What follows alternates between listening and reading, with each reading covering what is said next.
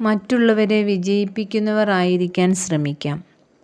ഒരു മകൾ സ്കൂളിൽ പോകുമ്പോൾ എന്നും അവളുടെ അമ്മ അവൾക്കൊരു ഉപദേശം കൊടുക്കുമായിരുന്നു. മകളെ, എപ്പോഴും നീ 3-ാം സ്ഥാനത്തായിരിക്കണം.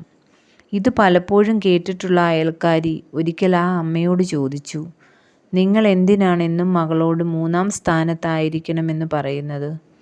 മാർക്കിൻ്റെ കാര്യത്തിൽ അവൾ എപ്പോഴും ഒന്നാമതാണല്ലോ. ആ അമ്മ പറഞ്ഞു, അവളുടെ ജീവിതത്തിൽ എല്ലായ്പ്പോഴും 1-ാം സ്ഥാനം ദൈവത്തിനായിരിക്കണം, 2-ാം സ്ഥാനം മറ്റുള്ളവർക്കും. 3-ാം സ്ഥാനത്ത് നിൽക്കാൻ മാത്രമേ അവൾ ശ്രമിക്കാവൂ. അതാണ് ഞാൻ പറയുന്നതിൻ്റെ അർത്ഥം. അത് ഞാൻ മകളെ പറഞ്ഞ് മനസ്സിലാക്കിയിട്ടുണ്ട്. അവൾ അങ്ങനെയാണ്. അതുകൊണ്ടാണ് മാർക്കിൻ്റെ കാര്യത്തിൽ അവൾ 1-ാം സ്ഥാനത്താകുന്നതും.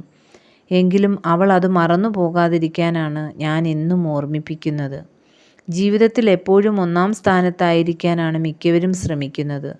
എന്നാൽ 1-ാം